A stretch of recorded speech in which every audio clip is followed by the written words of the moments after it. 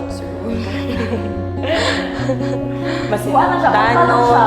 caring, understanding. Kung sa amo ang upat, ako ang impatient. Siya ang taas kay patience nga mo, no? Yes. Pikit ang iyong mga mata at lilipad tayong dalawa. Takasan natin ang mundo. Wala nang iba, ikaw lang at ako. After sa Chris, kaya wala siyang buwan. Kanang ko siyang agaw niya. Kung siya nagputan ko siya. And then, kung siya na family oriented.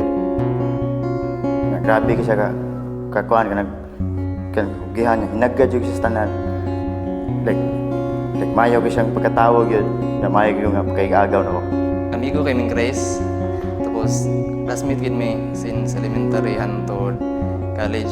Karon, sige na may kuyo kay doon naman akong trabahoan sa iyang trabahoan. Na nindot kaya siya ka-jamming kay sabayan na kasi mong trip kaya.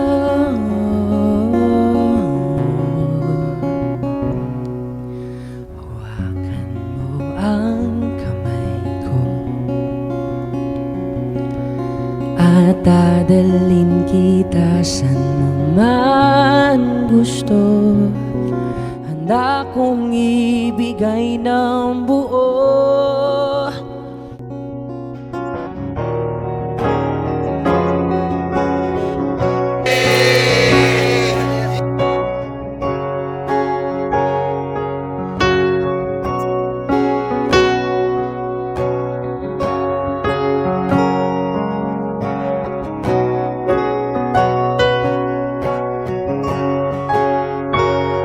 Enjoy your day na ha.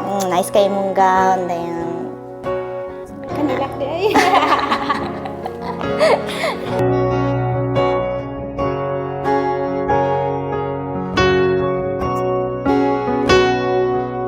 If we put God in our hearts, we will truly be faithful to Him and to anyone else.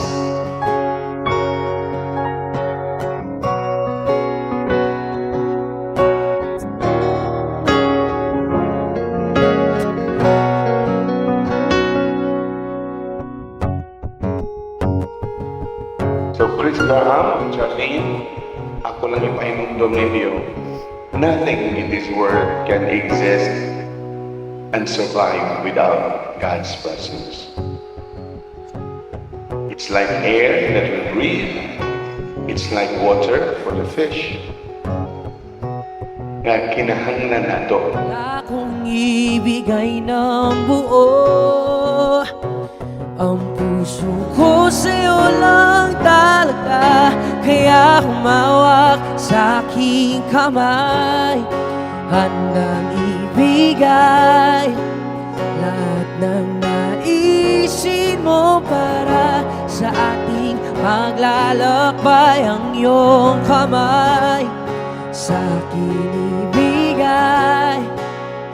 Hindi ka bibitaw. Listening is the beginning of understanding. Di mo magkasinamot o di mo magpaminaway sa sagusan. No? Dili ipalagi away, lalis, suko, sabot, istoryahan. Anang butang pwede istoryahan. Salamat niya nga nakaigsoon nga willing gyud mo tabang ako. Mas manong congrats day. Kasal na juga. Kanang amping sa kanunan sa iyong pagpuyo, sa iyong magtiayon. And happy family and God bless.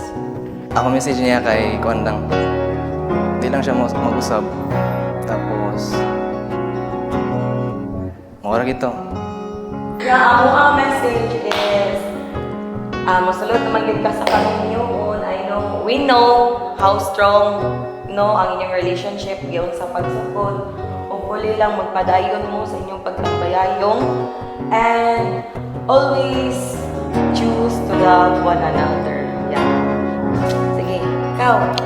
So, siya dyan ang pinakabunso namong upat, and then siya po ang pinaka-chill sa tanan. So, ako alang message kay padayon sa pagpataas sa pasensya per me.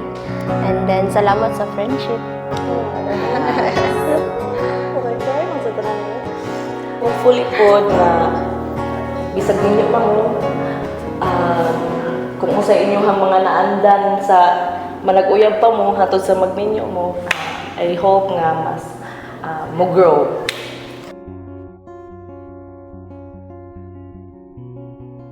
Ang pinaka-importante is respeto ra gyud.